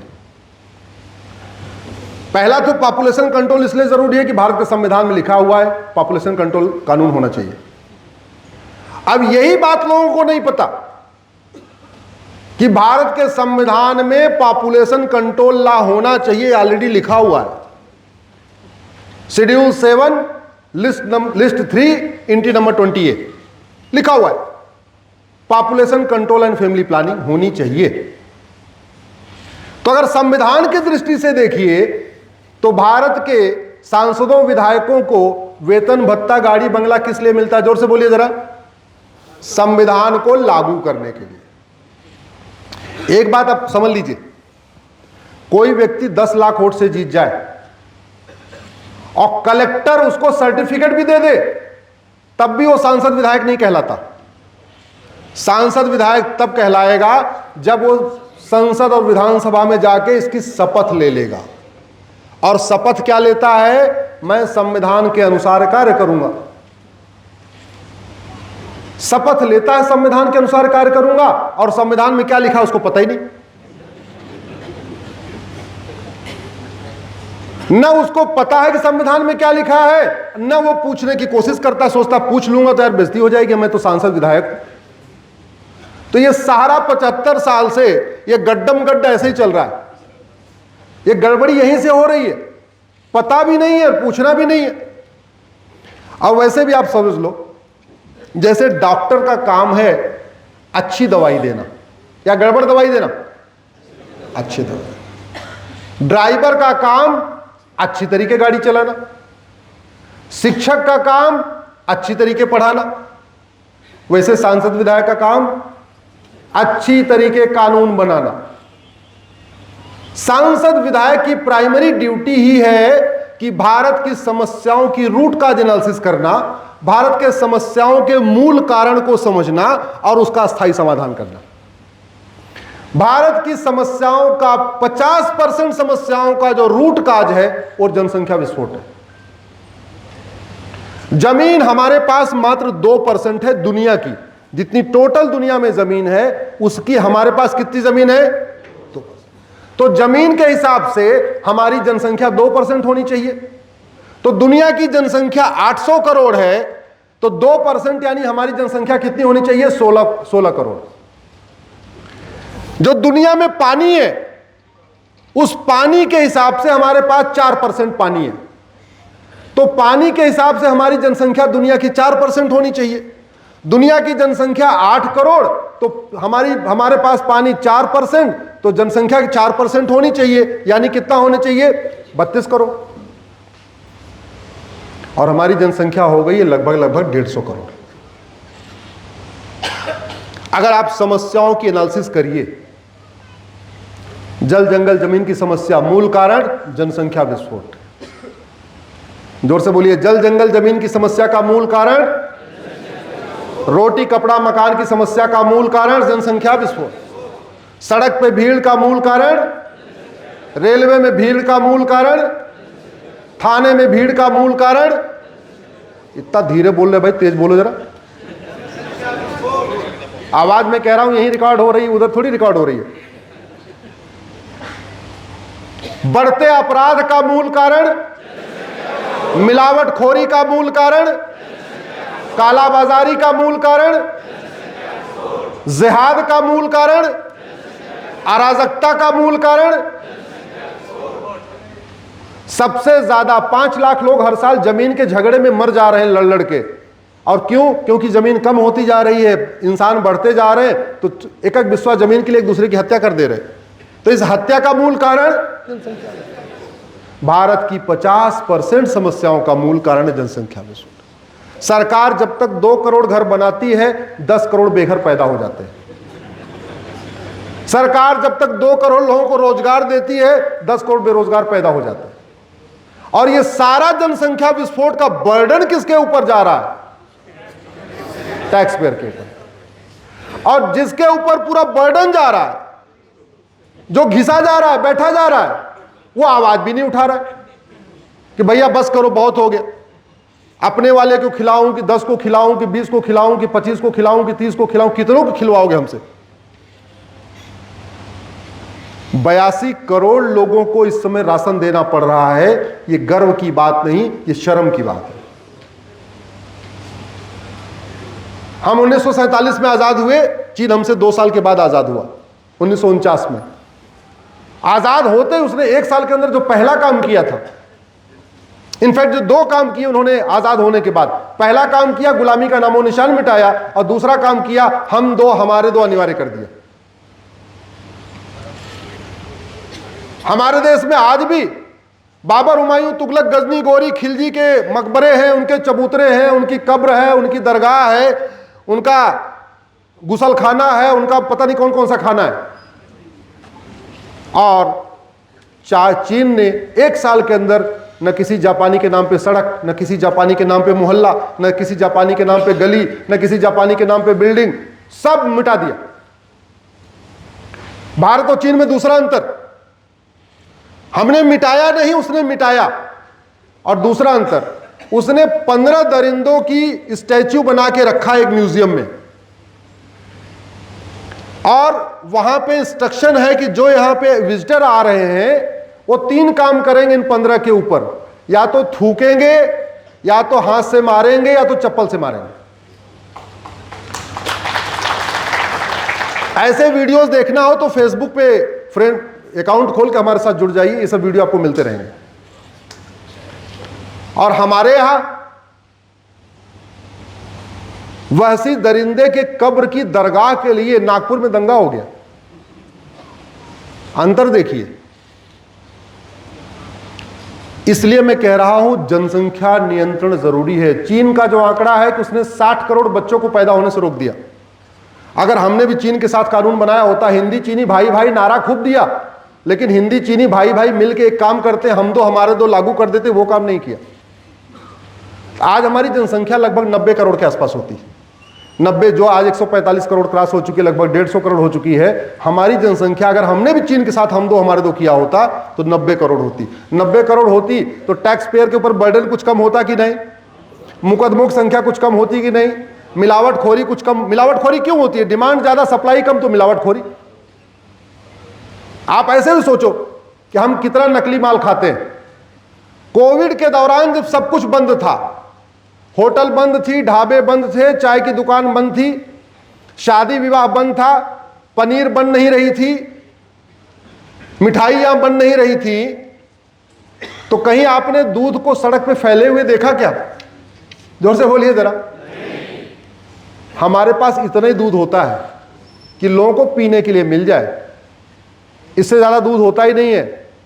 आप खुद दिमाग लगा के सोचिए, कोविड के दौरान जब सब कुछ ठप्प था, कहीं चाय भी नहीं दुकान बन रही थी, तो कहीं दूध, अगर गाय भैंस तो उतनी थी जितनी कोविड में थी, उतने बाद में भी थी, तो ऐसा क्या हुआ कि कोविड के दौरान गाय भैंस ने दूध देना कम कर दिया, और जैसे कोविड खत्म हुआ, ये लो पनीर, ये लो छाछ, ये लो तड़का, ये लो ये सब शुरू हो गया। कहां से आ रहा है दूध? गाय भैंस तो उतनी है, तो मिलावटी। 70% पनीर मिलावटी, 70% दूध मिलावटी, 70% दही मिलावटी, 70% छाछ मिलावटी, सब्जी में केमिकल भरा हुआ है, सब कुछ हम जहरीला खा रहे हैं। इस जनसंख्या विस्फोट का परिणाम है कि भारत का हेल्थ का बजट बढ़ता जा रहा है। क्यों? बीमारियां बढ़ रही हैं। बीमारियां क्यों बढ़ रही हैं? Air pollution, water pollution, noise pollution, land pollution के कारण। परिवार के परिवार बीमारियों से बर्बाद हो रहे हैं। कैंसर तेजी के साथ बढ़ रहा है। मूल कारण जनसंख्या विस्फोट, क्योंकि शुद्ध चीजों मिल नहीं रही। अभी अभी सर्वे आया कि दिल्ली में लोगों की एज 10 साल कम हो गई है, और कई सालों से मैं देख रहा हूं दिल्ली में 80 कोई क्रॉस ही नहीं कर रहा है। 80 से ज्यादा कोई जा ही नहीं रहा दिल्ली में। लोग दिल्ली छोड़ छोड़ के भाग रहे हैं। कोई हरिद्वार जा रहा है, कोई रुड़की जा रहा है, कोई देहरादून जा रहा है। लोग छोड़ के भाग रहे, बस नौकरी तक रुक रहे, उसके बाद वहां से पलायन कर रहे। क्यों? हवा ही नहीं शुद्ध, पानी नहीं है, शुद्ध सब्जी नहीं है, शुद्ध अनाज नहीं मिल रहा है। जनसंख्या बढ़ती जा रही है, खेत बढ़ रहा है क्या? जोर से बोलिए जरा। अच्छा, खेत बढ़ रहा है या खेत उतना ही है या खेत घट रहा है? घट रहा है। जंगल उतना ही है या जंगल घट रहा है? पानी उतना ही है या पानी घट रहा है? सब कुछ घट रहा है। दुर्भाग्यवश हम दो हमारे दे के ऊपर कभी संसद विधानसभा में गंभीरता के साथ चर्चा ही नहीं होती। जब कहीं चर्चा नहीं होती तो फिर हम जहां हैं हमने वहां चर्चा किया। मैंने PIL फाइल किया सुप्रीम कोर्ट में कि संविधान में population control and family planning लिखा हुआ है, सरकार को निर्देश दीजिए इस पे काम करें। लेकिन मैंने कहा ना, हर बीमारी का इलाज PIL नहीं है। ज्यादातर बीमारियों का इलाज संसद विधानसभा में है, और संसद विधानसभा में तभी उसका इलाज होगा जब हम लोग महीने में कम से कम एक बार सांसद से, एक बार विधायक से मिले। इतने स्वार्थी हैं कि शादी का कार्ड देने के लिए सांसद विधायक से मिलते हैं, जन्मदिन पे बुलाने के लिए सांसद विधायक से मिलते हैं, हर उस काम के लिए सांसद विधायक से मिलते हैं जिसका देश से कोई लेना देना नहीं। लेकिन जिससे देश का भला होगा, समाज का भला होगा, व्यवस्था बदलेगी, देश सुरक्षित होगा, हमारी आने वाली पीढ़ियां सुरक्षित होगी, हम उसके लिए सांसद विधायक से मिलते नहीं। सब लोग पलायन करते जा रहे हैं। हमारी यंग जनरेशन पलायन कर रही है। क्यों? क्योंकि उसको यहां ठीक नहीं लग रहा है। क्राइम बढ़ रहा है। क्राइम क्यों बढ़ रहा है? क्राइम बढ़ने का एक बहुत बड़ा कारण पॉपुलेशन भी है। भारत की कोई भी समस्या लाइलाज नहीं है। अंत में इतनी बात कहूंगा, हम दैविक समस्याओं से परेशान नहीं है, हम मानवीय समस्याओं से परेशान हैं। हम भूकंप, बाढ़, सुनामी, ये जो दैविक समस्या है इनसे परेशान नहीं है। हम किससे परेशान हैं? घूसखोरी, कमीशनखोरी, जमाखोरी, मिलावटखोरी, कालाबाजारी, नशा तस्करी, मानव तस्करी, सोना तस्करी, माओवाद, नक्सलवाद, कट्टरवाद, जिहाद, मजहबी उन्माद, धर्मांतरण, घुसपैठ, पत्थरबाजी, हम इनसे परेशान हैं। इसमें जितनी समस्याओं का मैंने नाम लिया, ये समस्याएं नीचे वाली क्रिएट कर रहा है, ऊपर वाला क्रिएट कर रहा है? नीचे वाला। और नीचे वाले की समस्या का इलाज कौन करेगा? नीचे वाला, ऊपर वाला नहीं करेगा। और नीचे वाले की समस्या कोई भी लाइलाज नहीं। आप सब लोग समझदार हैं, पढ़े लिखे हैं, इन्हीं विषयों के लिए मैं कह रहा हूं, चिंतन करिए, लिखना शुरू करिए, जिससे किसान, मजदूर, हमारे जो गरीब भाई हैं, आदिवासी, उनको भी सब पढ़ने लगे। भारत की एक भी समस्या लाइलाज नहीं है, और भारत की एक भी समस्या विश्वव्यापी नहीं है। आखिर क्या कारण है कि नागपुर, जो दुनिया के सबसे बड़े समाज सेवी राष्ट्रवादी संगठन का हेडक्वार्टर है, नागपुर जो महाराष्ट्र के मुख्यमंत्री का जन्म स्थान है और कर्मभूमि है, नागपुर जो दुनिया के सबसे तेज गति से सड़क बनाने वाले मंत्री का गृह क्षेत्र और कर्म क्षेत्र है, नागपुर जहां 90% हिंदू हैं, नागपुर जहां सबसे ज्यादा विधायक हिंदू, सबसे ज्यादा पार्षद हिंदू, सबसे ज्यादा प्रधान हिंदू, वहां एक वहशी दरिंदे की कब्र के लिए दंगा हो गया। और उस दंगे में कौन मारा गया? जोर से बोलिए जरा। 10% है तब भी दंगा हुआ। Arab, Dubai, Kuwait, Bahrain, Abu Dhabi में हिंदू 10% से कम है। कभी आपने Arab, Dubai, Kuwait, Bahrain, Abu Dhabi में हिंदुओं के ऊपर आक्रमण सुना क्या? जोर से बोलिए। अंतर यह है, हम भगवान श्री राम की पूजा करते हैं, वहां राम मंदिर तो नहीं है, लेकिन वहां राम नीति लागू है, और राम नीति है भय बिन होए न प्रीत। मुर्शिदाबाद में 30% हिंदू हैं, फिर भी पलायन कर रहे हैं। अरब, दुबई, कुवैत, बहरीन में 1%, 2%, 3%, 5% हिंदू हैं, फिर भी आराम से सुरक्षित रह रहे हैं। उनकी बेटियों के साथ लव जिहाद नहीं होता, उनकी जमीनों पे लैंड जिहाद नहीं होता, उनका वहां धर्मांतरण नहीं होता, वहां पे कोई रोहिंग्या बांग्लादेशी घुसपैठिया नहीं जाता। आराम से होली दिवाली मना रहे हैं, सुरक्षित हैं, क्योंकि वहां भगवान कृष्ण का मंदिर भले नहीं है, लेकिन वहां कृष्ण नीति लागू है, और वो है सठे साठ्यम समाचरे। हम रोज कहते हैं लोहा लोहे को काटता है, लोहा लोहे को काटता है। हम केवल लोहा लोहे को काटता है कि बातें करते हैं, और उन लोगों ने लोहा लोहे को काटता है, इसी सिद्धांत के अनुसार नियम कानून बनाया है, और इसी सिद्धांत के अनुसार वहां पे जस्टिस होता है, इसी सिद्धांत के अनुसार फटाफट वहां न्याय होता है। हम खटाखट फटाफट मुफ्तखोरी बढ़ाते हैं, और वहां खटाखट फटाफट न्याय होता है। यह अंतर है। और आप वैसे भी देख लीजिए, दुबई का कोई व्यक्ति भारत पलायन नहीं करता, और भारत वाले दुबई पलायन कर रहे हैं कि नहीं कर रहे हैं? जोर से बोलिए जरा। क्यों? क्योंकि उनको सुरक्षित लगता है दुबई। राम मंदिर नहीं है, कृष्ण मंदिर नहीं है, कोई कथावाचक नहीं वहां पे, न कोई ऐसा संगठन, न कोई हिंदूवादी विधायक, न कोई हिंदूवादी सांसद, न कोई हिंदूवादी पार्षद, न कोई हिंदूवादी प्रधान, कोई नहीं है। फिर भी भारत के हिंदू दुबई पला जा रहे हैं, सेटल हो रहे हैं, फ्लैट खरीद रहे हैं, रह रहे हैं। क्यों? क्योंकि उन्होंने राम नीति, कृष्ण नीति को लागू कर रखा है। दुर्भाग्यवश हमारे देश में समस्याओं की चर्चा होती है, मूल कारण और स्थायी समाधान की नहीं। संसद विधानसभा में समस्याओं पे चर्चा होती है, हाई कोर्ट सुप्रीम कोर्ट में समस्या पे चर्चा होती है, अखबारों में केवल समस्या लिखी रहती है, शाम को टीवी की डिबेट में केवल समस्या की चर्चा होती है। समस्या का मूल कारण क्या है, अस्थायी समाधान क्या है, क्यों यह समस्या भारत में है, यह समस्या जापान में क्यों नहीं है, यह समस्या चीन में क्यों नहीं है, यह समस्या सिंगापुर में क्यों नहीं है, यह समस्या दुबई में क्यों नहीं है, इस पर चर्चा ही नहीं होती। मैं आपको पूरी जिम्मेदारी के साथ कहता हूं, कोई भी समस्या खत्म करने के लिए 5 साल पर्याप्त होता है। मानव निर्मित कोई भी समस्या को खत्म करने के लिए कितना टाइम चाहिए? चाहे वो घूसखोरी हो, चाहे कमीशनखोरी हो, चाहे जमाखोरी हो, चाहे माओवाद हो, चाहे नक्सलवाद हो, चाहे जिहाद हो, कुछ भी समस्या हो। ये क्या कारण है घुसपैठिए यहां आ गए, 6 करोड़ हो गए? कभी आपने Arab, Dubai, Kuwait, Abu Dhabi, Bahrain में सुना कोई बांग्लादेशी गया, कोई रोहिंग्या गया? भारत क्यों आ गए? कानून सड़ा हुआ है। पत्थरबाजी क्यों होती है? कानून सड़ा हुआ है। और जो कहे तो कानून सड़ा हुआ, ऊपर से जज साहब कुछ पूछो ही नहीं। ये तो मैं पहले कहता था न्याय बिकता है, न्याय बिकता है, तो लोग मानते नहीं थे। इस बार होली पे बहुत अच्छा हुआ दिल्ली में, बोरियों में आग लग गई, तब लोग मानने लग गए कि हाँ न्याय बिकता है। और वो भी हाई कोर्ट के जज के यहाँ बोरी में आग लग गई। डिस्ट्रिक्ट कोर्ट के जजों के यहाँ बोरी नहीं होती, छोटा छोटा थैला होता है।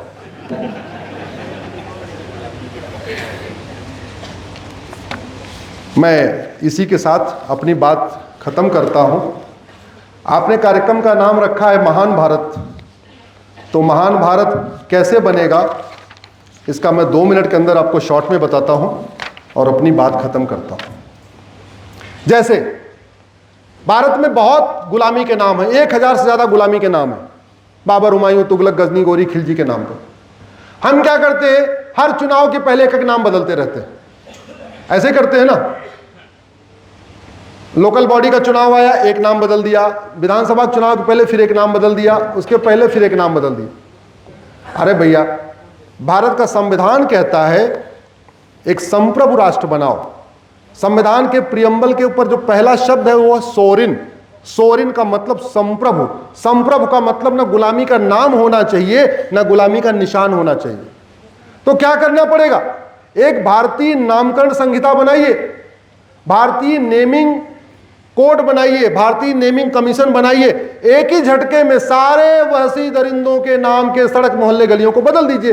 एक एक को क्यों बदलना? अब आप कहेंगे नहीं, अगर ऐसे नाम बदलेंगे तो लोग सड़क पे आ जाएंगे, तो पहले उसका इलाज कर दीजिए। किसान ये करता है, हमें किसान से सीखना पड़ेगा। किसान सीधे सीधे बुआई नहीं करता, किसान पहले जुताई करता है, गुड़ाई करता है, निराई करता है, खरपतवार की सफाई करता है। थोड़ा बहुत खरपतवार रहता है तो पेस्टिसाइड डाल के उसी में जला देता है। जब उसके बाद वो बुआई करता है, फिर सिंचाई करता है, फिर उसकी फेंसिंग वगैरह लगा के फिर वो अपनी फसल को तैयार करता है। तो अगर लगता है कि नहीं सीए कानून के खिलाफ लोग सड़क पे आ गए, वक्फ कानून के खिलाफ सड़क पे आ गए, नाम बदले गए तो सड़क पे आएंगे, तो पहले उन्हीं का इलाज कर दीजिए। एक नार्को पॉलीग्राफ ब्रेन मैपिंग कानून बनाइए, अराजकता को गंभीर अपराध घोषित करिए, बस जलाने, सार्वजनिक संपत्ति नुकसान करने पर 10 से 20 साल सजा का प्रावधान करिए। एक जुडिशियल चार्टर लागू करिए कि जजों को मुकदमों का फैसला 1 साल में करना होगा। पुलिस चार्टर लागू करिए कि पुलिस को मुकदमे का पूरे केस की जांच 3 महीने में करनी होगी। अब आप सोच रहे होंगे कि ऐसे कितनी जांच कैसे हो जाएगी? तो उसके लिए क्या करना पड़ेगा? झूठी गवाही को गंभीर अपराध घोषित करना पड़ेगा। आप झूठी गवाही के लिए 10 से 20 साल सजा कानून बना दीजिए। कोई झूठी गवाही देगा नहीं, झूठी गवाही नहीं देगा तो तारीख पे तारीख पड़ेगी नहीं। अभी तो तारीख पे तारीख इसलिए पड़ती है, 100 विटनेस आ जाते हैं और वो सारे के सारे झूठे। वो 20-20 हजार रुपए लेके आए होते हैं। गवाही का रेट होता है 10,000, 20,000, 30,000, जितना बड़ा अपराध उतना गवाह पैसा लेता है। गवाही गंभीर अपराध हो जाएगी, मामला खत्म। एक बार इसको करके फिर गुलामी का निशान। भारत का संविधान का आर्टिकल 49 कहता है कि जो हमारी ऐतिहासिक धरोहरें हैं, जो हमारी सांस्कृतिक धरोहरें हैं, उनको प्रोटेक्ट करना, उनको कंजर्व करना है सरकार की ड्यूटी है। हमने उल्टा कानून बना दिया। हमने कानून बना दिया कि बाबर, हुमायूं, तुगलक, गजनी, गोरी के जितने इलीगल काम लीगलाइज हो जाएंगे। करना यह था, उसको रिस्टोर करना था। एक भारतीय धरोहर संहिता बनाई जाए, काशी, मथुरा, भद्रकाली, भोजशाला, अटाला सबको वापस ले लिया जाए एक झटके में। फिर वही एक सड़क पे उतरने, तो सड़क पे उतरने के लिए पहले उनका इलाज कर दिया जाए। सड़क पे उतरने वालों को पहले इलाज करना पड़ेगा। भारत में कुप्रथाएं चल रही हैं, 3 तलाक, हलाला, मुता, मिस्यार, तहर्रुस, तलाके हसन, तलाके बाइन, तलाके किनाया, ऐसे दुनिया भर की चल रही है। अरे भाई, मुगल गए तो कुप्रथाएं उनके साथ ही भेजो। अब भारत में जो है उसको भारत की संस्कृति को फॉलो करना पड़ेगा। भारत की संस्कृति है नारी तू नारायणी। भारत की संस्कृति यत्र नारस्तु पूज्यते रमन्ते तत्र देवता। भारत की संस्कृति है जननी जन्मभूमिश्च स्वर्गादिव गरीयसे। गुलामी की पुलिस व्यवस्था को बदलना पड़ेगा। 1861 का पुलिस एक्ट आज भी चल रहा है। गुलामी की प्रशासनिक व्यवस्था को बदलना पड़ेगा। आज भी व्यवस्था तो छोड़ो, नाम तक नहीं बदले। जो वो थाना हमको दे के गए थे नाम, वो थाना आज भी थाना है और थाने का थानेदार है। अगर हम पुलिस स्टेशन को प्राथमिक सुरक्षा केंद्र के नाम से कहें, प्राथमिक सुरक्षा केंद्र, प्राइमरी सिक्योरिटी सेंटर, तो हमारे पुलिस के अधिकारियों में अच्छी भावना आएगी कि नहीं? लोग थाने में जाने से जो डरते हैं, बचेंगे नहीं। हमने नाम भी नहीं वो बदला, वही हवलदार, वही थानेदार, वही तहसीलदार, वही कलेक्टर, वही कप्तान। अरे कम से कम भारतीय अपनी हम तरीके से नाम तो उनका चेंज कर सकते थे। भारत की कर व्यवस्था पूरी तरीके से सनातन विरोधी है। भारत का टैक्स सिस्टम, ये इनकम टैक्स सिस्टम और जीएसटी सिस्टम पूरी तरीके से सनातन विरोधी है। आज मैं इस पे बात कहूंगा नहीं, मैंने 2-4 बार इसको बताया है। किसी और समय मेरे यूट्यूब से या फेसबुक से जुड़ जाइएगा, मैंने उसमें एक्सप्लेन किया है। इनफैक्ट एक कार्यक्रम था जिसमें लगभग 500 चार्टेड अकाउंटेंट थे, उसमें मैंने अपनी बात ये रखी थी कि किस तरीके से भारत का इनकम टैक्स सिस्टम और भारत का जीएसटी सिस्टम हमारे सारे कारोबार को हमारे हाथ से निकालता जा रहा है। टूर एंड ट्रेवल का बिजनेस, सब्जी मंडी का बिजनेस, फल का बिजनेस, फूल का बिजनेस, सारे के सारे कारोबार निकलते जा रहे हैं। उसके लिए मूल कारण है ये सड़ा हुआ इनकम टैक्स सिस्टम और ये बेकार की ये जो हमारा जीएसटी सिस्टम चल रहा है। ये GST, income tax, toll tax, road tax, income tax, ये सारा बंद होना चाहिए। उससे व्यापार भी बढ़ेगा और ये जो पूरा सिस्टम बाहर जा रहा है वो भी रुकेगा। भारत की चुनाव व्यवस्था इतनी सड़ी हुई है गुंडे, बदमाश, मवाली, अनपढ़, अनाड़ी, गंवार, संविधान की ABCD नहीं पता, अपना साइन करना नहीं आता, कॉन्स्टिट्यूशन की स्पेलिंग नहीं पता, शिक्षा मंत्री बन जाते हैं।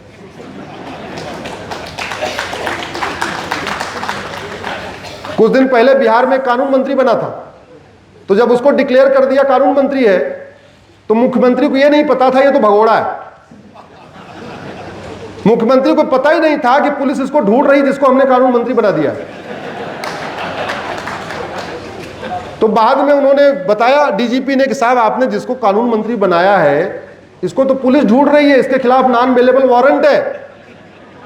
बोले देखो अब तो अनाउंसमेंट हो गया तो हो गया, तुम्हें ढूंढ तो रहे ही थे, तुम ढूंढ रहे थे उसको जेल में डालने के लिए, अब तुम ढूंढ के लाओ उसकी शपथ करवानी। बिहार के कानून मंत्री की बात बता रहा हूं। राजस्थान की शिक्षा मंत्री ने 3 बार शपथ लिया, वो शपथ ही नहीं पढ़ पा रही थी।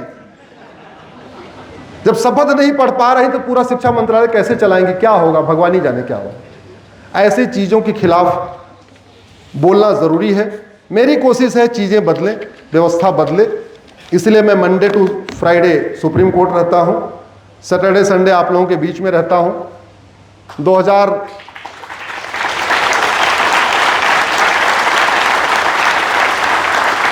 2025 का ये 45वां कार्यक्रम है।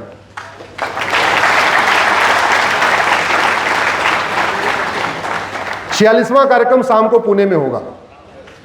2025 में वो सैटरडे संडे आया नहीं जिसमें मैं अपने घर में रह सकूं। 2024 में मैं एक संडे अपने घर में था क्योंकि दिवाली के बाद भैया दूज थी, 122 जिलों में गया था। 2023 में 2 संडे अपने घर में था, एक संडे को दिवाली थी, एक संडे को होली थी। अभी तक 500 जिलों में जाना हुआ है। कोशिश ये कर रहा हूं कि जो छत्रपति शिवाजी महाराज का सपना था, गुरु गोलवलकर जी का सपना था, जो परम पूज्य डॉक्टर हेडगेवार जी का सपना था, जो वीर सावरकर जी का सपना था, वो सपना मैं अपने देखते देखते अपने इसी जीवन में साकार कर सकूं, यही मेरी कोशिश है। इसी के लिए लगा हुआ हूं।